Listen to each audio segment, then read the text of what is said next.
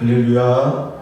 말씀을 함께 봅니다. 오늘 함께 나눌 말씀은 에베소서 6장 10절과 11절, 오늘 12절까지 그냥 볼까요? 10절에서 12절, 우리 있는 곳에서 함께 크고 작은 목소리로, 그러니까 소리를 내는 게 중요한데 함께 공독하겠습니다. 끝으로 너희가 주 안에서와 그 힘의 능력으로 강건하여지고 마귀의 관계를 능히 대적하기 위하여 하나님의 전신갑주를 입으라. 우리의 씨름은 혈과 육을 상대하는 것이 아니요 통치자들과 권세들과 이 어둠의 세상 주관자들과 하늘에 있는 악의 영들을 상대함이라. 그러므로 하나님의 전신갑주를 취하라. 아멘. 할렐루야. 오늘도 갑주를 취하라 23번째 시간입니다. 오늘도 23번째까지 가고 있어요. 소제목으로는 마귀를 대적하라. 마귀를 대적하라 6번째입니다. 정말 하나님께서 우리에게 너무나도 위대하고 놀라운 사명을 맡겨주었어요. 우리 한 분 한 분들은 마귀를 대적하는 자로 그렇게 일어나야 할 줄로 믿습니다. 우리가 너무나 놀라운 사명을 하나님께서 우리에게 맡겨 주었습니다. 이것은 누가 대신 할 수 있는 일이 아니에요. 하나님의 자녀된 자.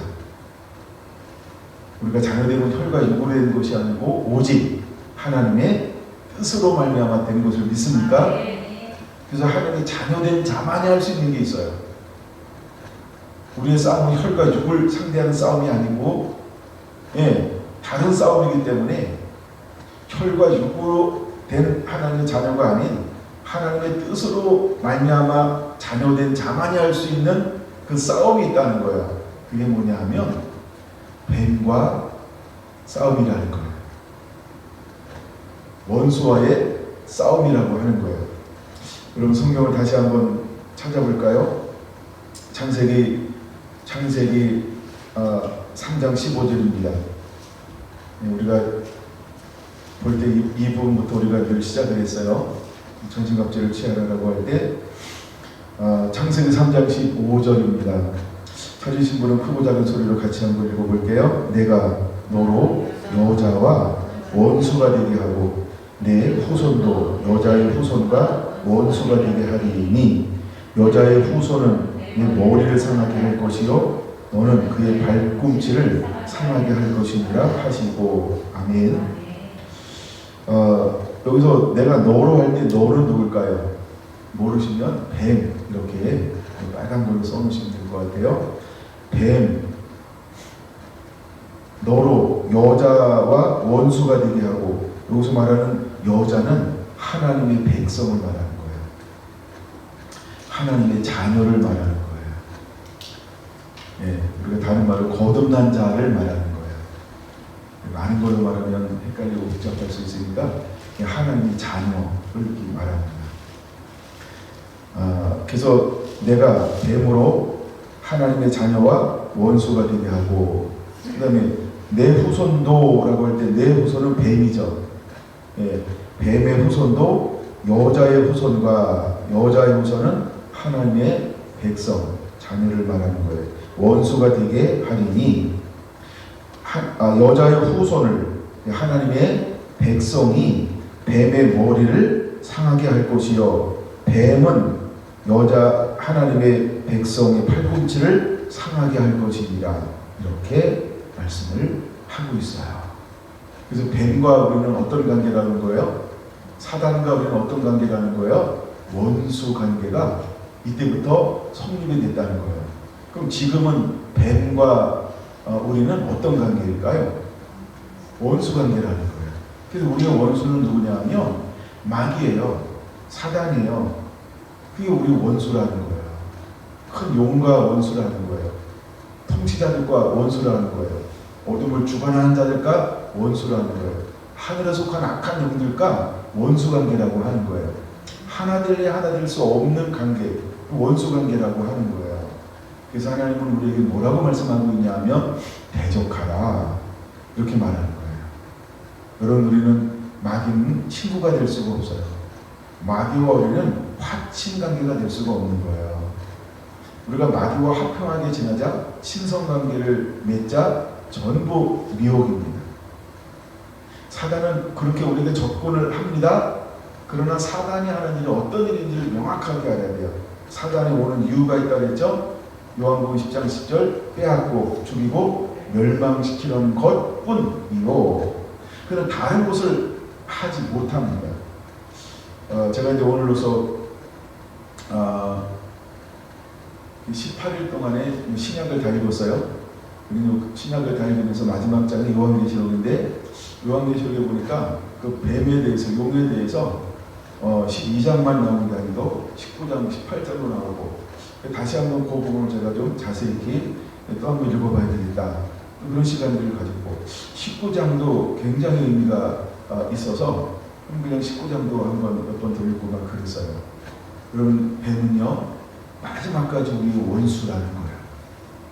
뱀은 확신의 대상이 아니라는 거예요. 뱀과 합평할 수가 없어요. 뱀은 끝까지 우리와 원수 관계에 놓여 있다라고 하는 걸 우리는 알고 깨달아야 할 것입니다. 네, 일단 구약에 있는 것을 건너뛰고 제가 누가복음 4장, 누가복음으로 한번 가보려고 해요. 누가복음 4장, 누가복음으로 오늘은 이 부분을 좀 더 한번 살펴보려고 합니다. 먼저 누가복음 4장 1절입니다. 누가복음 4장 1절. 예수께서 성령의 충만함을 입어 요단강에 돌아오사 광야에서 40일 동안 성령에게 이끌리시며 2절 마귀에게 시험을 받으시더라. 분명히 예수님은 성령에 이끌리시며 뭐하고 있어요? 마귀에게 시험을 받으시더라. 그러면 예수님의 광야 40일은 뭐하는 시즌일까요? 마귀와의 영적 전쟁을 하고 있는 거죠. 그냥 우리가 금식 따로 시험 따로 이렇게 분리해서 오면 안 된다는 거예요.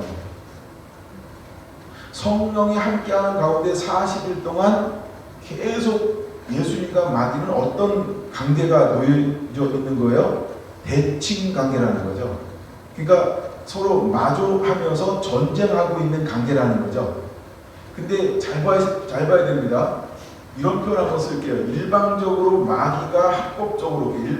합법적으로 마귀가 예수님을 흔들 수 있는 시즌, 이게 40일이 주어진 거예요. 그러니까 하나님께서 예수님을 마귀에게 내어놓았죠. 마치 누구를 내어놓듯, 뭐 성경에 많은 사람들을 내어놓잖아요. 근데 이제 대표적인 사람이 아마 저기 욥일 거예요. 내어놓은 것처럼 합법적으로 하나님이 예수님을 성령에 이끌려 가셨는데 마귀가 네가 한번 마음껏 해봐 라고 내어놓은 거예요. 그러니까 40일 금식하고 끝나고 시험 받는 게 아니고 40일 동안 계속해서 뭐 하고 있는 거예요? 대칭 관계라는 거예요. 끊임없이 그런 마귀가 와서, 그렇죠? 뭐 하고 있는 거예요? 호시탐탐 죄를 노리는 거예요. 욥이 수십 년 동안, 그렇죠? 수십 년 동안 사단에게 모든 걸 다 잃어버렸다라고 이미 말씀을 드렸죠. 그런 것처럼 예수님은 40일 동안 성령이 함께하지만 성령님은 마귀가 시험당하는 것을 뭐 할 수 없었을까요?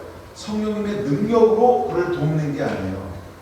누가 마귀를 이겨내야 했을까요? 예수님의 의지적 결단으로. 그래서 그가 의지적 결단으로 누구를 의지해야 될까요? 하나님을 의지하는 거예요. 성령님을 의지하는 거예요. 하나님께 호소하는 거예요. 그래야만 예수님도 뭐 할 수 있는 거예요? 이길 수 있는 거예요. 욥이 입술로 범죄하지 않고 그때마다 뭘 해요? 하나님을 의지하죠. 하나님을 바라보죠. 하나님께 호소하죠.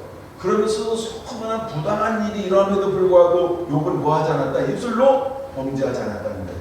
입술로 망언을 하지 않는다는 거예요. 이 말은 무슨 말이냐 하면 욥은 그렇게 수십 년 동안 흔들림에도 불구하고 그럼 뭐 하지 않았다?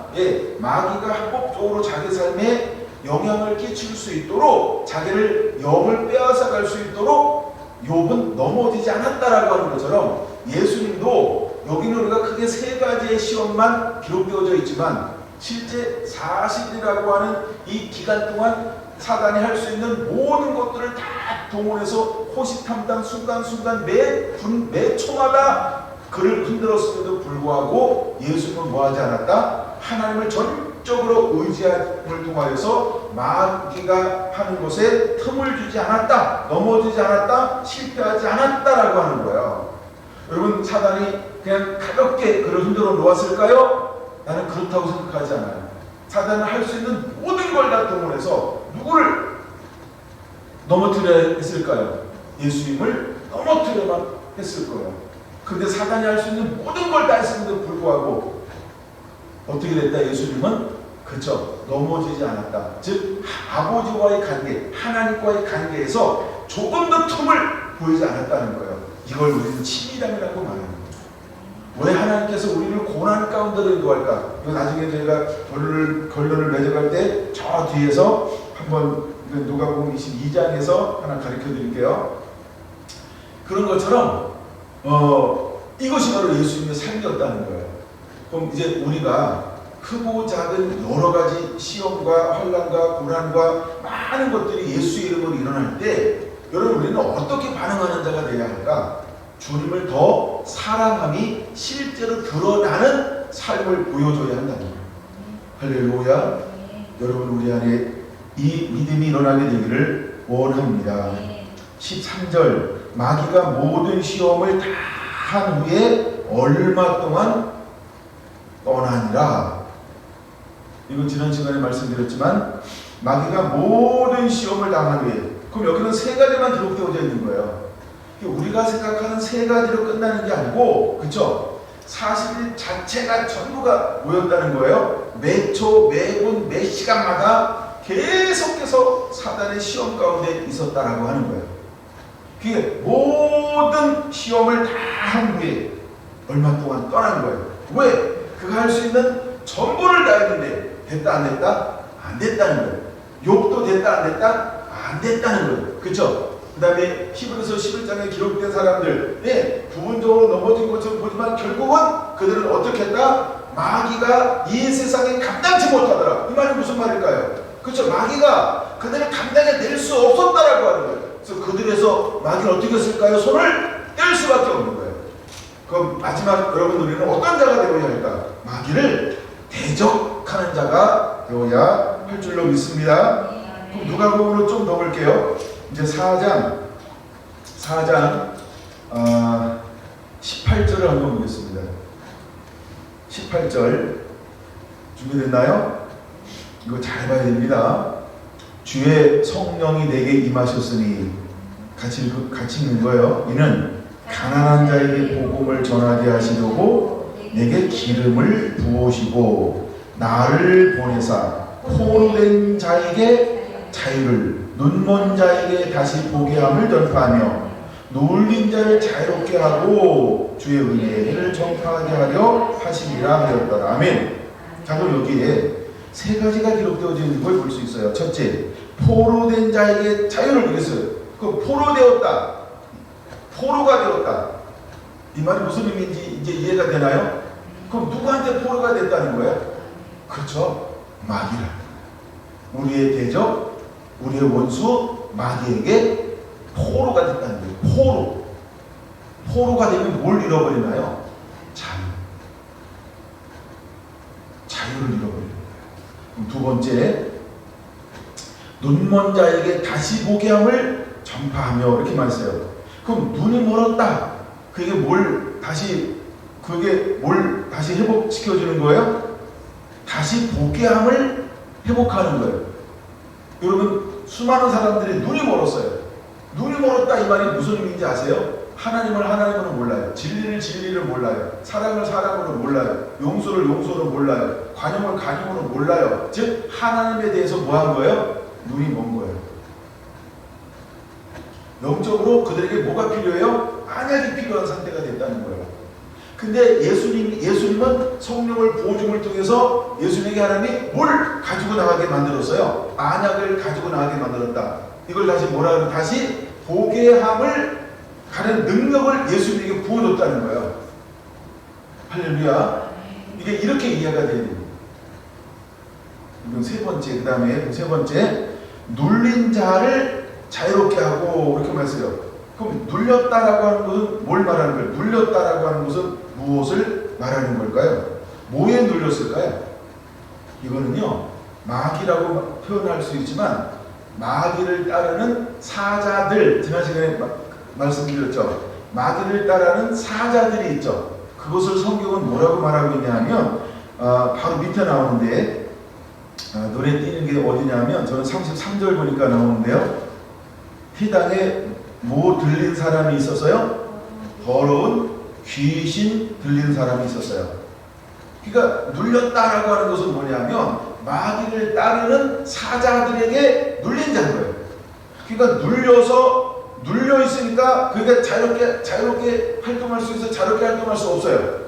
그러니까 눌려서 자유롭게 할 수 없는 그들을 예수님은 뭘 하신 거예요? 눌린 자들을 자유롭게. 그러면 누가 눌렀어요? 사자들이. 그죠? 이게 이제 우리가 에베소 6장 12절에서 풀어지는 거예요. 이해가 되는 거죠? 네. 그렇게 하나님은 우리를 회복시켜 가게 될 거라는 것입니다. 자, 보세요. 자, 우리가 포로된 자를 자유케 할 때, 여기 나오는 사실은, 이 33절에 보니까, 회당에 더러운 귀신 들린 사람이 있어 큰 소리를 질러 이르되, 나사렛 예수여, 우리가 당신과 무슨 상관이 있나이까? 우리를 멸하러 왔나이까? 그러니까 마귀가 아는 거예요. 예수님이 오신 이유가 뭐라고요? 마귀를 멸하려 하십니다. 그러니까 예수님은 하나님의 권능을 가지고 성령을 가지고 능력을 가지고 오셨는데 마귀는 영적으로 아니까 예수님에게 뭐가 있는 걸 아는 거예요? 영적 권위, 권세, 능력이 있는 걸 마귀는 아는 거예요. 그래서 그 귀신이 예수님을 보면서 그렇게 말하는 거예요. 아니, 당신과 나와 무슨 상관이 있나이까? 이 말은 뭐냐면 예수님이 능력이 있지만 마귀에게도 뭐가 있다? 때가 있다는 거예요. 때. 어느 하나님을 허용하는 때까지는 마귀는 뭐 할 수 있다? 포로로 잡을 수 있다. 눈멀게 할 수 있다. 누를 수 있다. 이런 의미라고 하는 거예요. 근데 예수님께서 오셔서 이제 뭐 하기 시작했어요? 야, 이제 때가 됐어. 그래서 예수님이 합법적으로 뭐 하기 시작하는 거예요? 네, 포로된 자를 자유케 놓아주는 일을 하는 거예요. 그 다음에 눌린 자들을 자유케 하기 시작하는 거예요. 그 다음에 보지 못하는 자들의 눈을 열어서 다시 보게 하는 일들을 예수님이 하기 시작했다는 거예요. 예. 근데 그 상황을 보면서 귀신이 말하는 거죠. 나는 당신이 누구인지를 압니다. 누구일까요? 하나님의 거룩한 자입니다. 여러분, 우리가 왜 전신갑주를 취해야 할까요? 전신갑주가 뭐라 그랬어요? 우리가 이것을 제일 먼저 어디 말씀을 통해서 봤죠? 로마서 13장이에요. 빛의 갑옷을 입으라. 곧 예수 그리스도로. 여러분, 우리는 모두 예수님으로 옷 입는 자가 되어야 합니다. 예수님을 옷 입고 마귀를 대적하는 자가 되어야 합니다. 예수님을 옷 입었다라고 하는 말은 뭐냐면 그의 거룩하심으로. 우리가 이사야 60장 1절에 너무너무 놀라운 말씀이 있죠. 우리가 일어나 빛을 발하라고 할 때 빛을 발하는 것은 무엇이 임해야만 빛을 발할 수 있는 걸까요? 이는 내 빛을 얻고 여호와 영광이 내 위에 임하였느니라. 하나님의 빛이 우리에게 임하였고 하나님의 영광이 임재가 우리에게 덮었기 때문에 우리는 일어나 뭘 할 수 있다? 빛을 발할 수 있다라고 하는 거예요. 그러므로 예수님께서 이 땅에 오셔서 사역하는데 귀신은 누구를 알아본다? 예수님을 알아본다. 그럼 예수님을 알아보는데 예수님이 거룩한 자라고 마귀는 표현하고 있다. 근데 예수님이 거룩한 자인 걸 어떻게 알 수 있냐는 거예요. 그에게 무엇이 임했을까요? 그죠? 세례를 받는 동시에 위로부터 성령의 능력이 그를 덮어버렸다라고 하는 겁니다. 인성으로 오셨던 예수님에게 성령의 능력이 덮임을 통하여서 무엇이 드러나는 걸까요? 하나님의 영광, 하나님의 거룩하심. 이런 것처럼 여러분, 우리도 이제는 전신갑주를 취하는 자가 되어야 합니다. 할렐루야. 우리가 말씀으로 옷 입어야 할 줄로 믿습니다. 성령으로 옷 입어야 할 줄로 믿습니다. 예수님을 옷 입어야 할 줄로 믿습니다. 아멘. 그러면 마귀가 우리의 정체성을 알아볼까요? 몰라볼까요? 그 정체성을 알아보는 거예요. 우리 한 분 한 분들이 누군지를 알아보는 거예요. 그러므로 우리는 무엇을 입고 살아가는 자가 되어야 할까? 예수를 옷 입는 자가 되어야 합니다. 성령으로 옷 입는 자가 되어야 합니다. 말씀으로 옷 입는 자가 되어야 합니다. 할렐루야. 네, 우리가 사랑으로 옷 입는 자가 되어야 할 줄로 믿습니다. 마귀는 이것을요, 뭐라고 말씀드리면 귀신같이 알아본다라고 하는 것입니다. 아멘. 네, 누가복음 5장에 보니까 자, 눈먼 자를 다시 보게 한다고 그랬어요. 누가복음 5장 1절에서 11절 보면은 먼저 8절 같이 봅니다. 누가복음 5장 8절. 시몬 베드로가 이를 보고, 시몬 베드로가 뭐하고요? 이를 보고 그랬단 말이에요. 자, 이 문장은 여러분 잘 아는 말씀이잖아요.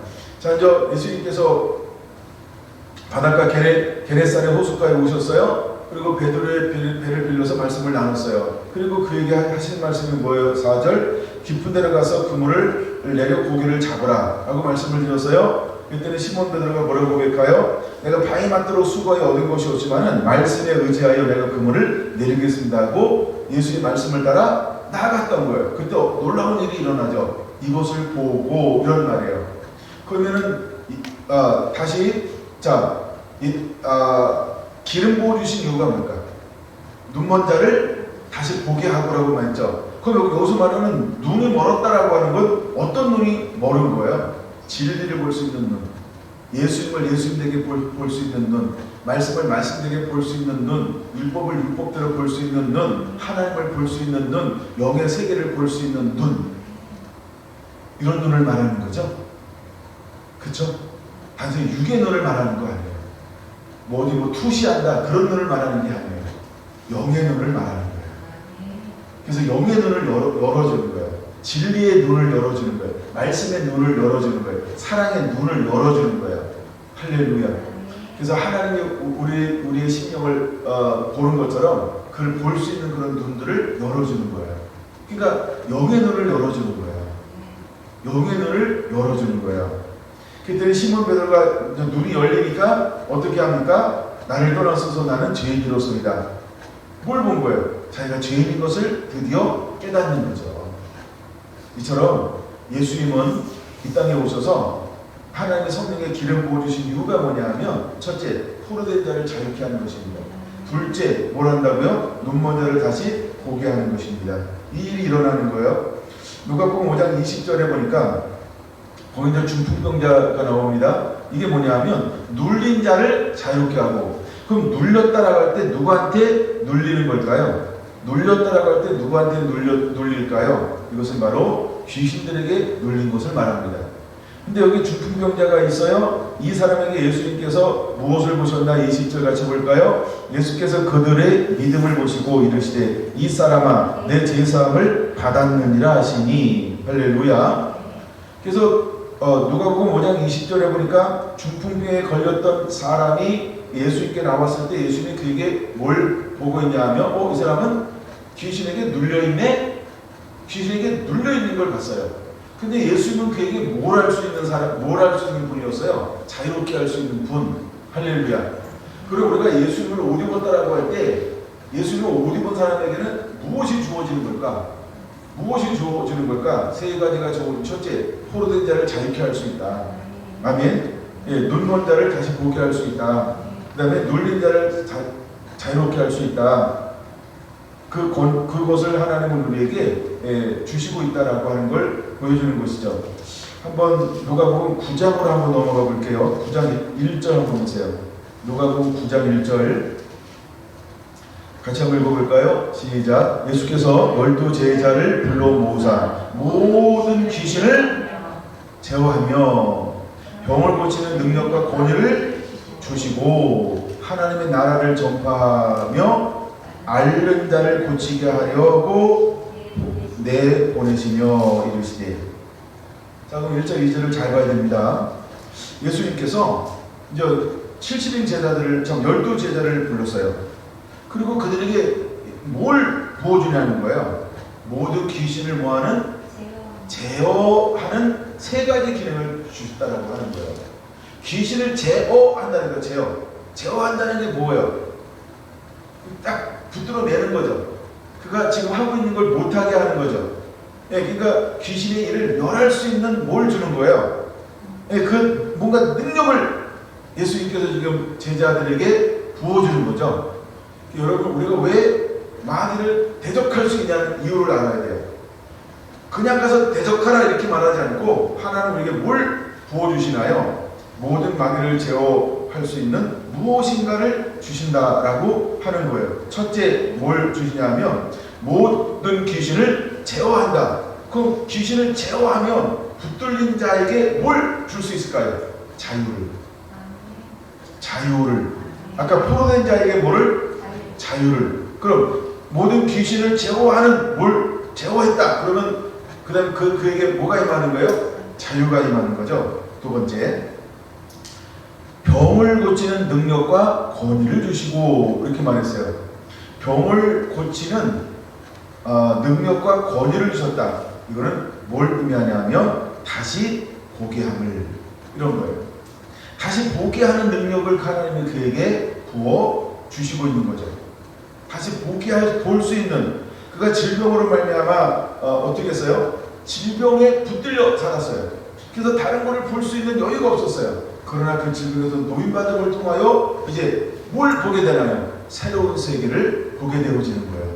그래서 수많은 사람들이 질병에서 노인받고 자유하면 어떤 결과가 맺어지는가요? 그렇죠? 주님께로 회심하는 놀라운 역사들이 수많은 사람들에게서 일어나고 있는 것들을 볼 수 있어요. 그래서 이렇게 말하는 거예요. 병을 고치는 능력과 뭘 주시고? 권위를 주시는 거예요.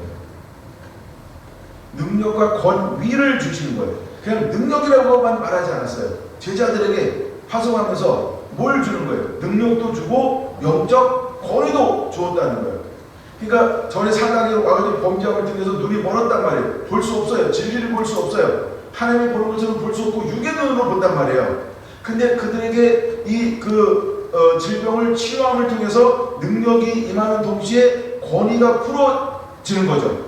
그러면서 무엇을 볼 수 있는 이제 변화들이 일어나는 거예요? 볼 수 없었던 진리를 볼 수 있는 눈, 볼 수 없었던 빛을 볼 수 있는 눈, 육으로만 보던 사람들이 이제 뭘로 보기 시작하는 거예요? 영의 눈으로 보기 시작하는 거예요. 할렐루야. 그러니까 육은 육이잖아요. 우리가 로마서 8장 많이 읽으라 그랬어요. 그러니까 육은 육이라는 말이에요. 하나님의 일도 알 수 없고 하나님의 일을 볼 수도 없는데 하나님의 일을 깨달을 수도 없는데 그 육에서 뭘로 바꿔줬어요? 영으로 바꿔줘서 영의 눈이 열리는 동시에 진리를 진리되게 하는 거예요. 사랑을 사랑되게 하는 거예요. 말씀을 말씀되게 하는 거예요. 놀라운 변화와 역사가 실제로 제자들 가운데 일어나기 시작했어요. 그 다음에 세 번째 뭐가 열리냐면 하나님의 나라를 전파하며 앓는 자를 고치게 하려고 이렇게 말하고 있어요. 그럼 하나님의 나라를 전파하며라고 할 때 그럼 하나님 나라가 잃어버린 거죠.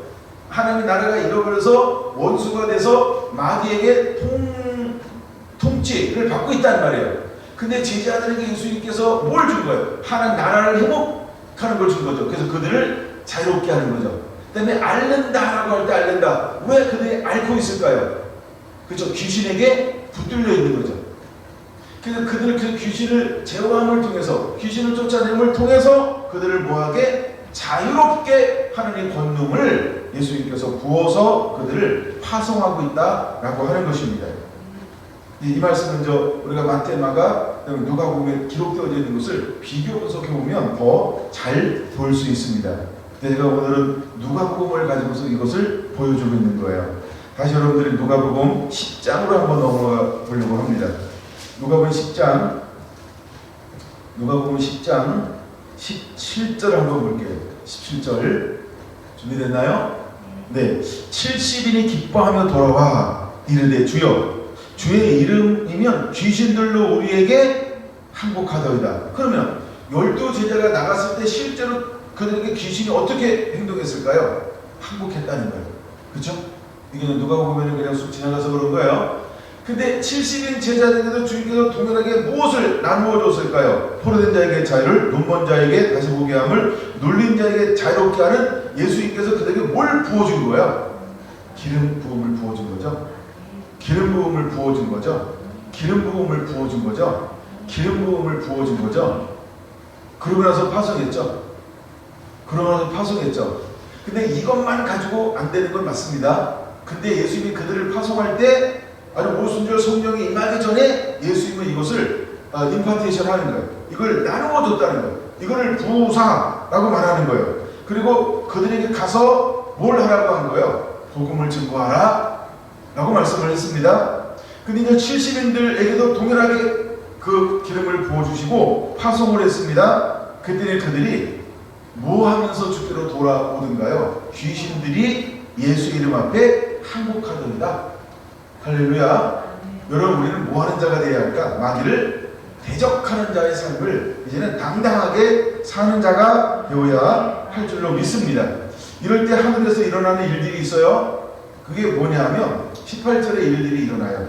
18절, 사단이 하늘로부터 번개같이 떨어지는 것을 내가 보았노라. 이제 사단이 이 층에서 계속해서 패하니까 2000층에서 머무르고 그 다음에 귀신들만 활동하는 것이 아니고 누가 2000층에서 땅으로 내려온다 그랬어요? 사단이 이렇게 말했어요. 사단이 이렇게 말하고 있어요. 마귀가 이렇게 말하고 있어요. 마귀가 하늘로부터 번개가 떨어지는 것을 내가 보았노라. 왜? 귀신들의 가지고는 안 된다는 거예요. 뭐가 풀어지니까? 하나님의 능력이 풀어지니까, 기름 부음이 풀어지니까, 성령의 능력이 풀어지니까 귀신만 가지고 안 된다는 거예요. 그래서 2000층에서 있던 사단이 어떻게 행동합니까? 거기서 떠나서 올라옵니까? 땅으로 내려오는 거예요. 땅으로 실제로 내려오는 걸 보였죠. 근데 하나님은 우리에게 뭘 주었을까요? 19절 이렇게 말합니다.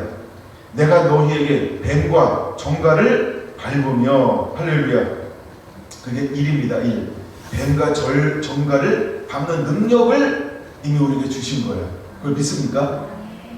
예수님께서 성령의 기름 부음을 받음을 통해서 뱀과 정갈을 밟을 수 있는 능력을 얻었어요. 그럼 이것이 뭐와 같은 거냐면 포로된 자에게 자유를 똑같은 거예요. 전에 우리가 뱀에게 포로가 되었죠. 원수가 되었죠. 그래서 우리가 팔꿈치를 상하게 되었죠. 근데 하나님은 여자의 후손을 통해서 뭘 밟으리라고 말씀했어요? 뱀의 머리를 밟게 될 것이다 라고 말했어요. 뱀을 밟고 정갈을 밟아요. 그래서 이제는 눌린 자를 어떻게 하는 거예요? 자유롭게 할 수 있는. 할렐루야. 이것이 우리의 영적 포지션이라고 하는 걸 기억해야 하는 것입니다. 두 번째, 원수의 모든 능력을 제어할 뭘 우리가 하나님 주셨어요? 권능을 주었어요. 그 원수는 우리가 선악과를 먹어라. 그러면 너가 하나가 갚아줄 것이다 라고 말했단 말이에요. 그렇죠? 그래서 먹음직하고 보험직하고 제일 탐스럽게 한 이것을 먹었어요. 그랬더니 뭐에 급격한 변화가 일어났나요? 눈의 변화가 일어났어요. 그렇죠? 눈의 변화가 일어났죠? 눈의 변화가 일어났죠? 기억 다 아는 거죠? 눈의 변화가 일어났단 말이에요. 그것처럼 다시 보게 함을, 눈먼 자가 다시 보게 함을. 우리는 선악과를 먹음으로 눈이 밝아져서 선악을 아는 거라고 생각했단 말이에요. 근데 선악을 아는 동시에 또 다른 몸이 우리한테 찾아왔단 말이에요. 뭘 못 보게 되었을까요? 잘못된 걸 보기 시작했어요. 단순히 영의 눈으로 바라보는 것이 아니라 뭘로 바라보기 시작했어요? 다 잃어버린 육의 눈으로 바라보기 시작했어요. 육의 눈으로 바라보니까 상대방에게 뭘 느낀 거예요? 부끄러움을 느끼기 시작했어요. 부끄러움을 느끼기 시작해요. 여러분, 부끄러움은 뭐의 시작일까요? 이것이 욕심의 시작이에요. 이것이 타락의 시작이에요. 이게 여러분 모든 음욕의 시작이에요. 부끄러움이 모든 욕심의 시작인 걸 알아요. 우리가 눈을 잃어버림을 통해서, 영적인 눈을 잃어버림을 통해서 우리는 전적으로 육으로 가게 되어졌는데, 욕심이 잉태한 육체를 낳고 라고 하는 것처럼 육의 눈이 띄어지는 동시에 욕심이 시작되기 시작해요. 이 부분이 지금 여기에 숨어져 있는 거예요. 그래서 원수의 모든 능력을 제어할 권능을 주었다라고 이렇게 말씀을 하고 있는 것입니다. 여기 보면 제어할 이렇게 말하죠. 제어할 이렇게 말하죠. 그 다음에 아까 9장 1절에도 귀신들을 제어하며 이렇게 말하고 있죠. 통치할 수 있다는 거예요. 통치할 수 있는 걸 주었다는 거예요. 예. 그 다음에 세 번째가 뭐냐면 20절 이렇게 말합니다. 그러나 귀신들이 너희에게 항복하는 것으로 기뻐하지 말고 이렇게 말하고 있어요. 귀신들이 너희에게 항복한다라고 하는 거예요. 우리가 눌린 눌린 자를 자유롭게 하며, 눌린 자를 자유롭게 하며, 기억나죠? 하는 나라를 전파하며 모든 앓는 자를 고치려 하려 함이니라 라고 하는 이 누가복음 4장 8절과 누가복음 9장 1절 2절의 말씀과 그다음 누가복음 10장 17절에서 20절 말씀, 이 세 군데의 말씀을 여러분 적어놓고 이 세 개가 하나로 합쳐지고 있다는 걸 봐야 돼요. 이게 보여지나요? 적는 분들은 이렇게 보여질 거예요. 눈으로만 보는 분들은 헷갈릴 수 있어요. 그럼 적으면 이게 한눈으로 보여져요. 하나님 우리 예수님께서 성령을 부어준 이유가 뭐고, 그 다음에 12제자에게와 70인 제자에게 능력을 나누어줄 때 뭘 나누어줬을까? 예수님께서 세례받고 성령의 기름 부음이 임했을 때 주어진 거와 똑같은 것이 누구한테도 주어졌다? 12제자에게 70인 제자에게 주어졌습니다. 그리고 그 이후에 어떤 일들이 일어나는가? 그 부분을 봐야 됩니다. 이것은 누가복음 24장을 먼저 갈게요. 누가복음 22장을 봐야 됩니다. 24장이 아니고 22장. 누가복음 22장을 잠깐 볼게요.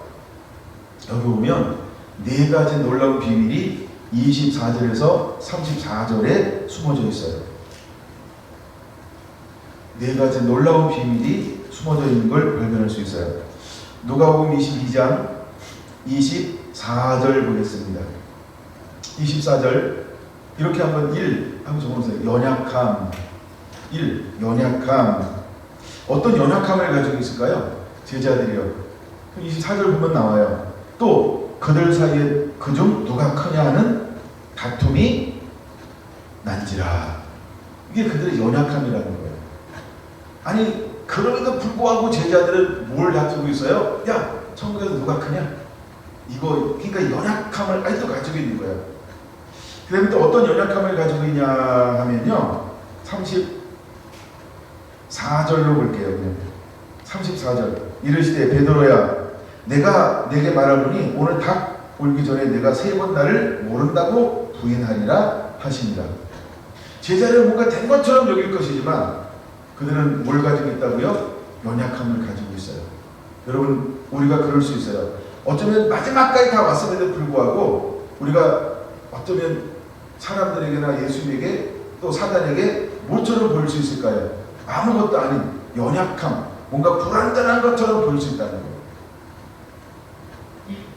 그래서 첫째가 연약함처럼 보일 수 있다. 이건 굉장히 중요한 겁니다. 두 번째 이렇게 한번 적어놓으세요. 숨은 단점. 장점과 단점이 있는데 단점을 한번 먼저 보려고 합니다. 그냥 장점을 보겠습니다. 숨은 장점 이렇게 한번 봅시다. 이 숨은 장점 28절을 한번 보겠습니다.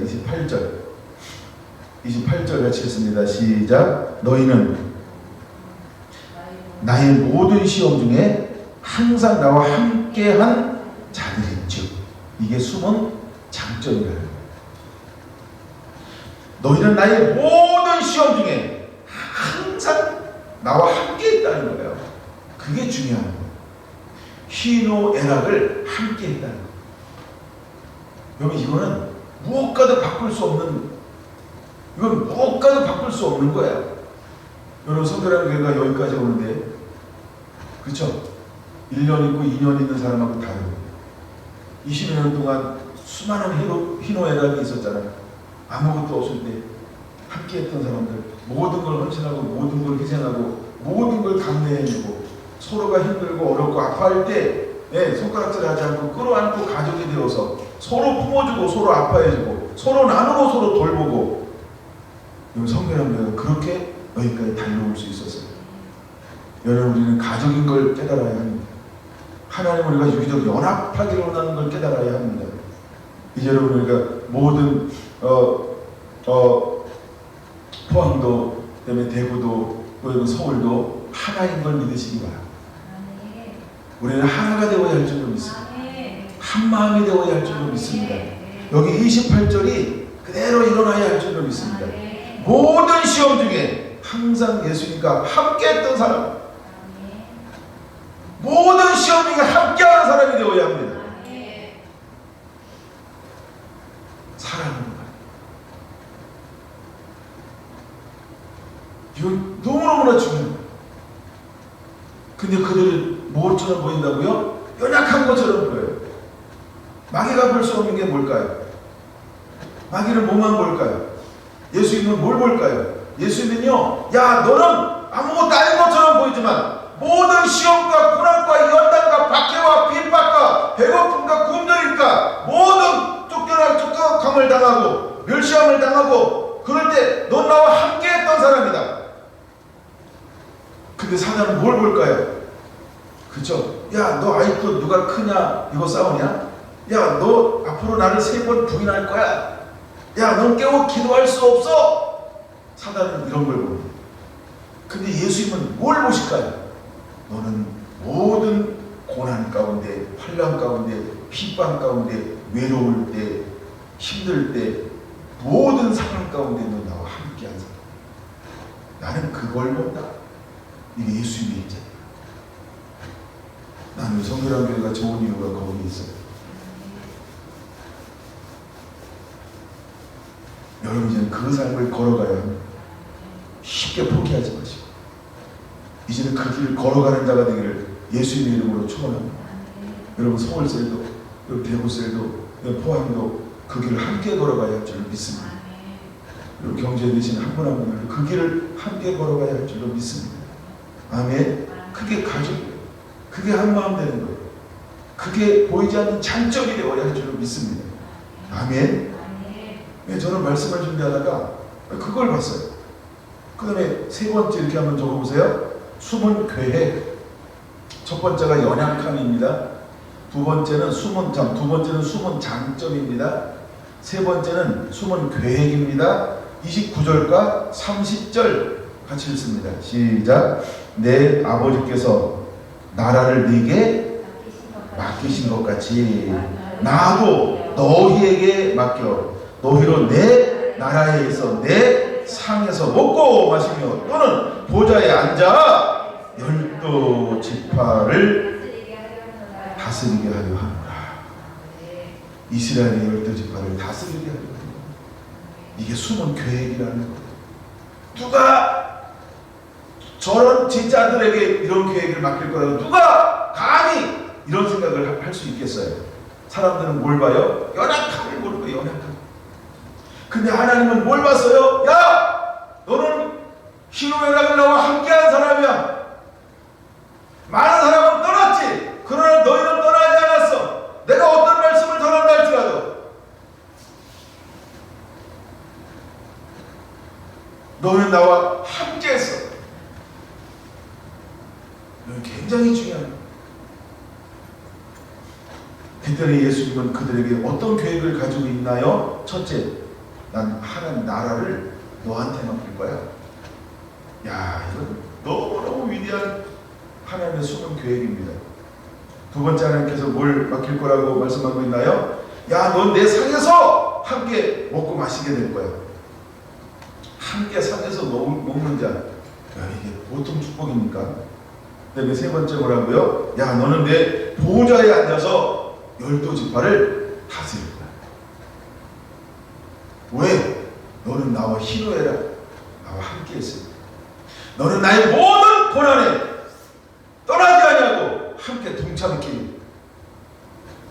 난 너에게 이런 놀라운 계획을 가지고 있다. 근데 네 번째, 드러날 비밀.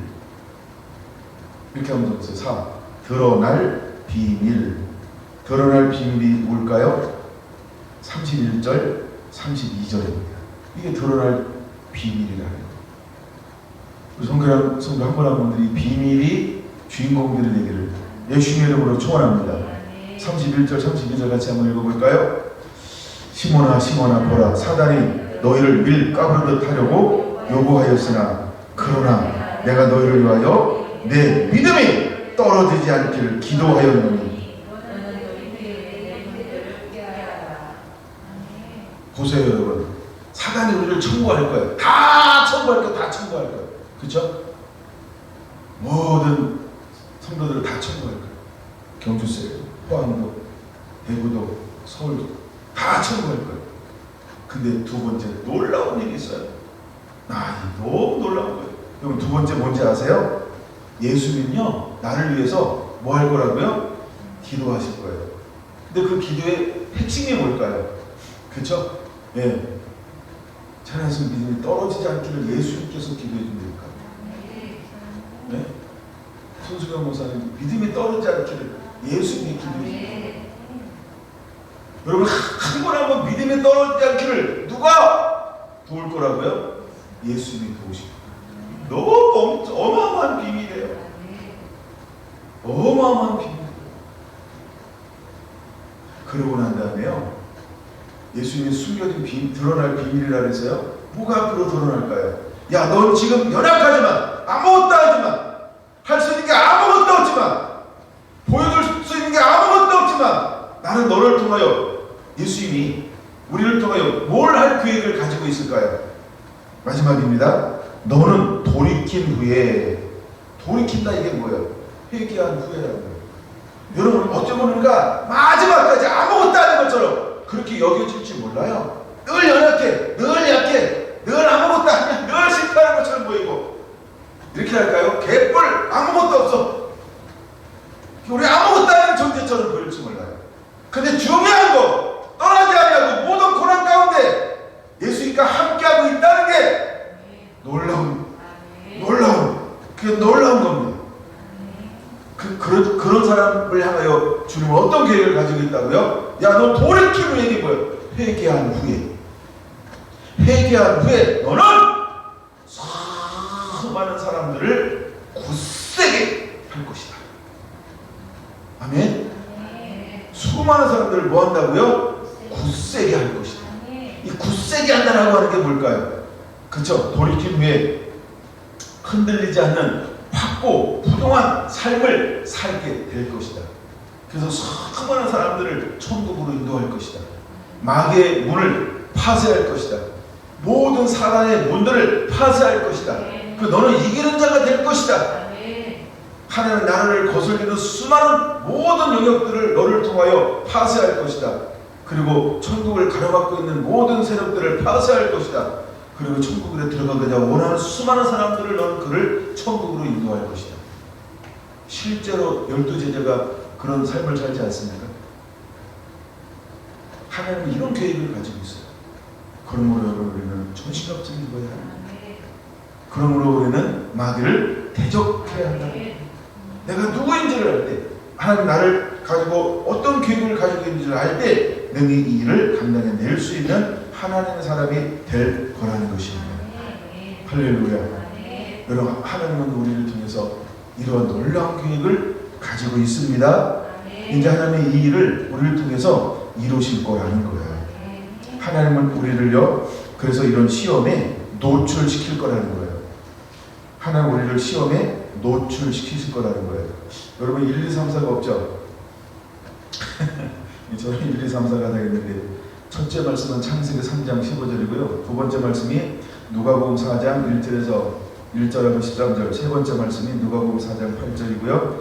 네 번째 말씀이 누가복음 9장 1절 2절이고요. 다섯 번째 말씀이 누가복음 10장 17절에서 20절이고요.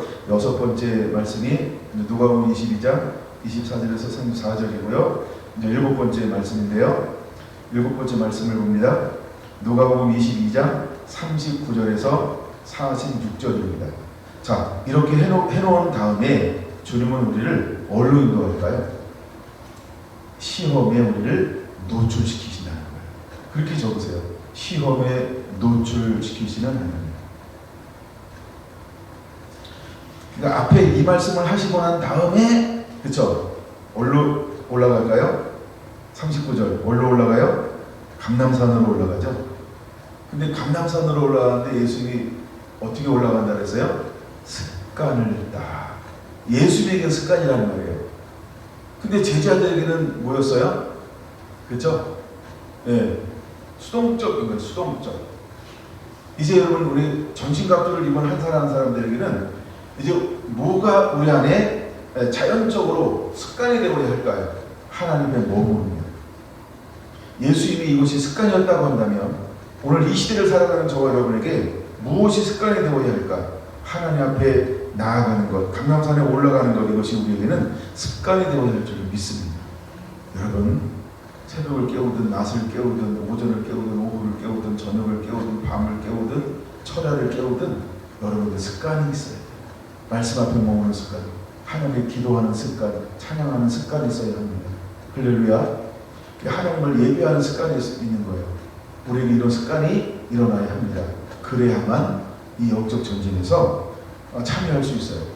이 영적 전쟁에 참여할 수 있게 될 겁니다. 자, 보세요. 이제 시험에 노출시키는데 어떤 시험에 노출시키고 있나요? 자, 유혹에 빠지지 않게 기도하라. 그럼 우리가 마귀와 대적을 해야 되는데 사단이 하는 일은 뭘 한다 그랬어요? 마귀의 괴계를 능히 대적하기 위하여 하나님의 전신갑주를 입어라. 괴계, 이게 뭐라고 말했어요? 유혹이요, 거짓말이요. 그래서 습관을 쫓아 올라가서 기도해야 될 이유가 뭘까요? 예배해야 될 이유가 뭘까요? 찬양해야 될 이유가 뭘까요? 하나님께 머물러야 할 이유가 뭘까요? 왜 기도해야 한다고 말씀하고 있어요? 40절에 보니까 유혹에 빠지지 않게 기도하라. 46절 시작. 이르시되 어찌하여 자느냐? 시험에 들지 않게 일어나 기도하라. 그럼 우리가 왜 기도해야 할까요? 왜 주님 앞에 머무는 것이 습관이 되어야 할까요? 뭐라고 말씀하고 있는 거예요? 유혹에 빠지지 않게 하기 위해서. 두 번째, 시험에 들지 않게 하기 위하여. 여러분, 이것이 남의 이야기가 되면 안 됩니다. 이제 오늘을 살아가는 전신갑주를 입고 마귀를 대적하기 위해서 우리의 거룩한 습관이 만들어져야 합니다. 어쩌면 이 코로나 시국이 우리에게 거룩한 습관을 만드는데 하나의 기름돌이 됐으면 좋겠습니다. 우리 많이 다닐 데도 없잖아요. 자가격리하라고 그러고 거리두기 하라고 그러고, 그렇죠? 방역 패스하고 막 이러잖아요. 그렇죠? 이럴 때 우리에게 보이지 않게 어떤 습관 하나 만들어야 할까요? 머무며. 진짜 머무며. 예? 진짜 머무며. 세상 그 머무의 시간에 세상 문화에 빠지는 것이 아니고, 그렇죠? 하나님의 머무며. 그런 기회로 삼게 되기를 바랍니다. 할렐루야. 예, 유혹에 빠지지 않게 기도하라. 네, 뭐라고 말하고 있어요? 시험에 들지 않게 일어나 기도하라. 이제 하나님은 우리를 시험에 노출시킬 것입니다. 어쩌면 지금 이 시즌이 우리에게 시험에 노출시키고 있는 거예요. 그럴 때 우리는 뭘 하는 자가 되어야 할까? 여러분, 일어나야 할 줄로 믿습니다. 아멘. 자, 그들이 얼마나 연약한지를 보여주는 것이 누가복음 24장 37절 한번 보겠습니다. 누가복음 24장 37절 봅니다. 그들이 놀라고 무서워하여 그 보는 것을 영으로 생각하는지라. 38절 예수께서 이르시되 어찌하여 두려워하며 어찌하여 마음에 의심이 일어나느냐 라고 말합니다. 41절 그들이 너무 기쁨으로 아직도 믿지 못하고 아직도 놀랍게 여길 때에 이렇게 말하고 있습니다. 이게 그들의 연약함, 그들의 상태라는 거예요. 어쩌면 우리도 하나도 준비 안 된 것처럼 보일 수 있어요. 누구처럼? 12 제자처럼. 누구처럼? 3년 6개월 동안 예수님의 제자로 따라다녔던 사람들처럼. 우리에게 아무것도 준비 안 된 것처럼 보일 수 있어요. 우리는 여전히 두렵고 여전히 놀랍고 여전히 믿지 못하고 여전히 마음에 의심하고 있고. 근데 그들은 뭘 함께한 사람이라고요? 모든 고난에 함께한 사람. 예수님은 철저하게 그들을 향하여서 다가가신다는 것입니다. 네, 그들에게 다가가셨어요. 그러고 난 다음에 묵묵히 예수님이 하실 일을 하시고 있다라고 하는 거예요. 그랬을 때 그들에게 예수님은 어떤 일들을 먼저 하시나요? 첫째, 44절의 일을 하신다라고 하는 겁니다. 44절의 일을 하는 거예요. 쭉 내가 너희와 함께 있을 때에 너희에게 말한 바 곧 모세의 글과 선지자의 글과 시편의 나를 가리켜 기록한 이 모든 것이 이루어져야 하리라 한 말이 이것이니라 하시고 위에 그들의 마음을 열어 성경을 깨닫게 하신다는 거예요. 그들은 준비가 안 된 것처럼 보이지만 모든 고난 가운데 모든 희노애락 가운데 그들을 함께 있다. 그들을 향하여 주님은요 준비 안 된 것처럼 보이지만 그러나 주님은 끊임없이 주님의 하실 일을 그들을 향하여 풀어놓고 있다라고 하는 걸 발견할 수 있어야 돼요. 어쩌면 사랑하는 성도나 성도 한 분 한 분들이 아무것도 아닌 것처럼 느껴질지 몰라요. 아무 준비가 안 된 것처럼 스스로 말할지 몰라요. 만약에 여러분들이 주님 앞에 대로 머물러 있는 신앙 삶을 살고 있다고 한다면 나의 계획과 하나님의 계획이 나의 생각과 하나님의 생각이 다르다라고 하는 걸 기억하시기를 바랍니다. 예수님은 제자들을 향하여 말씀을 풀어주기 시작했어요. 그리고 그때 마음의 문을 열었어요. 그리고 성경을 깨닫게 하였어요. 여러분 지금 하나님의 불로 임하고 있어요. 우리 사랑하는 성도랑 성도 한 분 한 분들에게 이 말씀을 듣는 모든 성도들에게 이 은혜가 임하게 되기를 원합니다. 그리고 치유의 은혜가 임하게 되기를 원합니다. 말씀의 기름 부음이 풀어지게 되기를 원합니다. 그런 다음에 주님은요 멈추지 않고요 말씀을 풀어주는 걸로 끝나지 않고 그들이 무엇을 해야 할지를 어떤 길을 걸어가야 할지를 말씀해주고 있는 거예요. 여러분 우리가 왜 전신갑주를 입어야 할까? 전신갑주를 입는 게 끝나는 게 아닙니다. 입고 뭐 하려고요? 그쵸? 싸우고 난 다음에 서기 위함이라. 즉 마귀를 대적하라는 거예요. 그러면 그 다음에 46절 뭐라고 말씀하고 있나요? 이와 같이 그리스도가 고난을 받고 제3일에 죽은 자 가운데서 살아날 것과 또 그의 이름으로 제사함을 받게 하는 회개가 예루살렘에서 시작하여 모든 족속에게 전파될 것이 기록되었으니 너희는 이 모든 일의 증인이라. 주님이 뭘 하기 원하는 거예요? 여러분 우리가 증인된 삶을 살기 원해요. 왜 우리가 예수님으로 옷 입어야 할까요? 증인되기 위해서. 왜 우리가 예수님을 옷 입어야 할까요? 증인되는 삶을 살라고요. 그 다음에 그럼 증인되는 삶을 살기 위해서 마지막으로 49절 뭘 요구하고 있나요? 볼지어다 내가 내 아버지께서 약속하신 것을 너희에게 보내리니 너희 위로부터 능력으로 입혀질 때까지 이 성에 머물러라. 이제는 예수님을 통해서 임파테이션 받은 것만 가지고 안 된다는 거예요. 무엇이 임해야 할까요? 위로부터 성령이 각 사람에게 임하는 것처럼 내 배에서 생수의 강이 넘쳐나는 갑옷을 입어야 한다는 거야. 할렐루야. 그게 진짜입니다. 여러분 우리 안에 그 은혜가 입혀져야 할 줄로 믿습니다. 그 은혜가 우리 안에 입혀져야 할 줄로 믿습니다. 그래서 49절에 이렇게 말하는 너희는 위로부터 능력으로 뭐 할 때까지? 입혀질 때까지. 능력이 입혀져야 한다는 거예요. 아멘. 능력이 입혀져야 한다는 거예요. 아멘. 능력이 입혀져야 한다는 거예요. 이제 한 절만 더 보고 말씀을 마칠 것인데요. 이것이 바로 사도행전 10장 38절입니다. 사도행전 10장 38절입니다. 사도행전 10장 38절입니다. 찾으신 분은 같이 공독합니다. 하나님이 나사렛 예수에게 성령과 능력을 기름 붓듯 하셨으며 그가 돌아다니시며 선한 일을 행하시고 마귀에게 놀린 모든 사람을 고치셨으니 이는 하나님이 함께 하셨음이라. 할렐루야. 이것을 읽어서 우리는 뭐라고 표현한다고요? 능력이 입혀질 때까지. 능력이 입혀지는 것입니다. 예수님이 사역하는 비결은 능력이 입혀졌어요. 그는 전신갑주를 입음으로 사역하셨어요. 그럼 이제 우리도 무엇으로 말미암아 사단을 대적하는 자가 되어야 할까요? 갑옷을 입음으로, 전신갑주를 입음으로. 할렐루야. 이제 위로부터 성령이 임할 때까지. 아멘. 여러분 끊임없이 우리는 사모하고 또 사모해야 합니다. 성령의 능력으로 은혜 주옵소서. 성령의 능력이 여러분 앞에 임해야 할 줄로 믿습니다. 예수님도 능력을 받음으로.